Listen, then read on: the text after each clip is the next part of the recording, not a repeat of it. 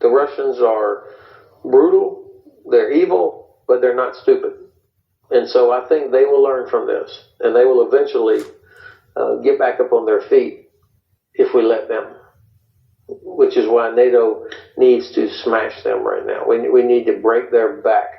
I don't mean by NATO troops going into Ukraine, but by accelerating the delivery of everything that Ukraine needs to smash these Russian formations that are trying to retreat, to regroup, to get new troops, new equipment, ammunition, and then go into the fight for the next phase in Donbass. Now is the time. They're so vulnerable. That's where you crush them. So if we do that, then there won't be another offensive. All right, but that has to come from the idea that we want to win, that this is our fight. It's not just Ukraine's fight. We need to provide intelligence that helps identify all these targets, these retreating units, the depots, the fuel, the transportation hubs. We need to identify that and who's moving to get in position for the next offensive. We can do this. I mean, the excellent intel that was done before the war started. So we know how to track where the units are. That's number one, to help with targeting for Ukraine. Number two, give them the capability that they've been begging for to strike what's causing all the damage. That means long-range artillery, long-range rockets, and drones that can go deep into Russia to hit these targets. All right, that's how we break the back. And then the third thing, of course, is anti-ship capability that can strike Sevastopol. After 3 weeks, if we don't accelerate, give more to Ukraine, then I think Ukrainian ammunition goes down. The Russians will have gotten back on their feet by that time. And so this opportunity begins to look like that again. The momentum that Ukraine has. With no breakthrough in sight following multiple rounds of talks, the Russian side continues to target Ukraine's defense installations. On Monday, the Russian military said it had destroyed a shipment of air defense missile systems provided to Ukraine by the West.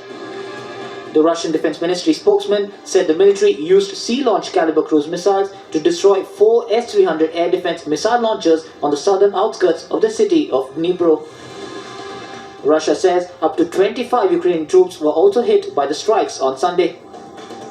Russia points out that Ukraine had received the air defense systems from a European country that they did not name. В южной окраине города Днепропетровск уничтожена укрытая в ангаре техника зенитно-ракетного дивизиона С-300, поставлена киевскому режиму одной из европейских стран. Поражены в том числе 4 пусковые установки С-300 и до 25 человек личного состава украинских вооруженных сил. Last week, Slovakia said it had handed over its Soviet-designed S-300 air defense systems to Kiev, as Ukraine appeals for more weapons, including long-range air defense systems.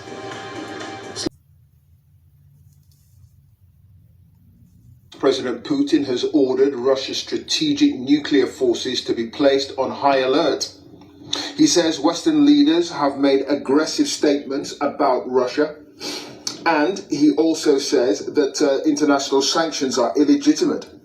Boris Johnson has described the move as a distraction from the reality of what's going on here in Ukraine, while the US denounced it as completely unacceptable. Here's our Moscow correspondent, Steve Rosenberg. From the Kremlin, a pointed message to the West. Don't push Russia. President Putin summoned his military chiefs and gave them an order. Top officials of leading NATO countries are making aggressive statements about our country. Therefore, I'm ordering the Minister of Defense and the Chief of the General Staff to put the strategic nuclear forces on special alert. Would Putin really use them? He practiced a week ago, overseeing exercises of Russia's strategic deterrence forces. Typically unsubtle hints to America and NATO not to stand in his way over Ukraine. Today's special